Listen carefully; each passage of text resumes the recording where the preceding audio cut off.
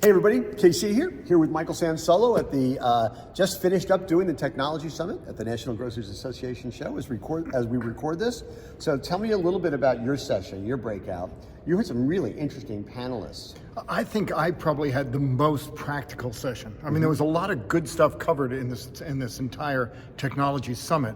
My session was operationalizing technology. So we had folks talk in a couple of different directions. How to better use technology to track products. Now in two different ways. One, so you're doing a better job of ordering, of preparing. I thought one of the fascinating stories this panelist told was using AI to better gauge what you need to prepare and sell, certainly for prepared foods.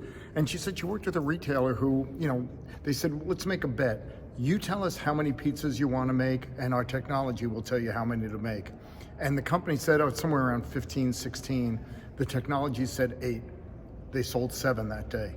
So that technology really reduces shrink, and you can use it on out of stocks, really smart use of technology.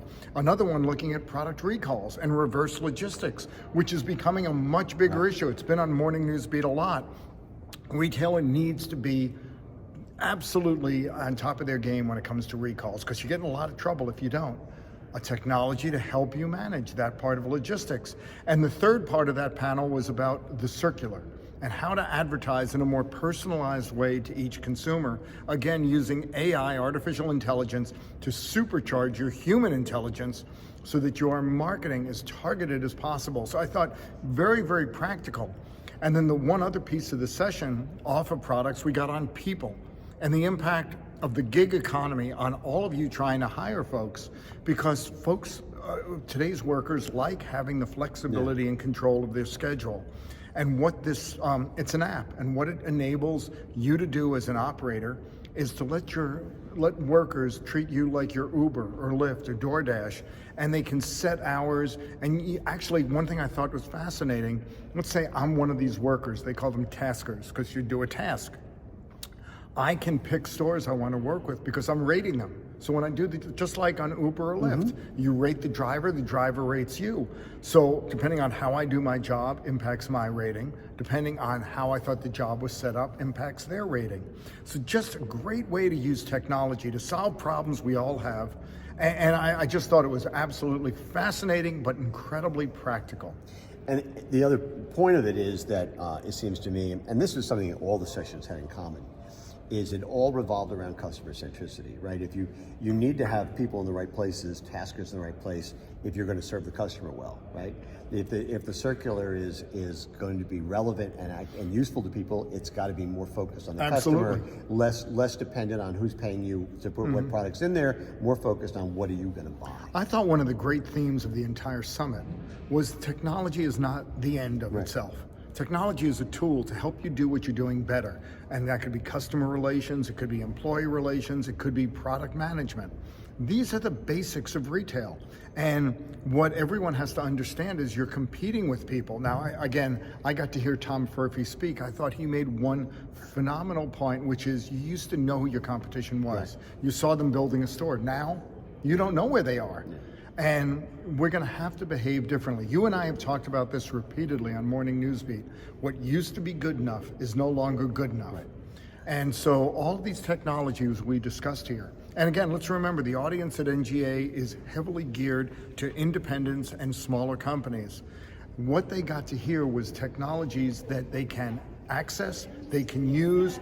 I mean, there's cost involved, but it's almost table stakes at this point. You got to do it, or you're going to be left behind. Yeah. Oh, absolutely. I think we had Lauren Redmond from Newport Avenue Market and Bend on it, and she was very clear about what their needs are as an independent retailer and what vendors and tech suppliers have to do to meet that.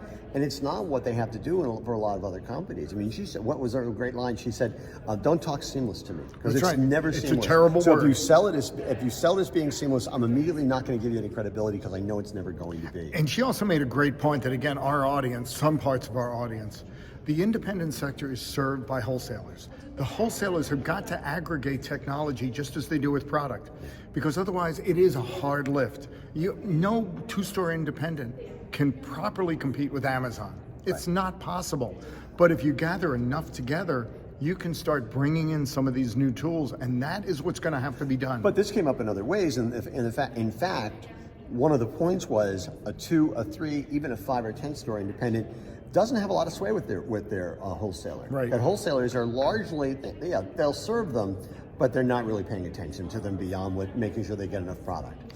And so there are certain paradigms in the industry that have to change if again, I don't want to beat a dead horse, but independents are going to be at risk. The competition Absolutely. is too big, the competition is too well resourced, and the competition is going to have access to technologies that they're not going to have access to. And it's not just small independents, it's regional chains. Right. It could even be some of the large chains. If you are thinking that what we are doing right now, we're really good at it, and you might be right.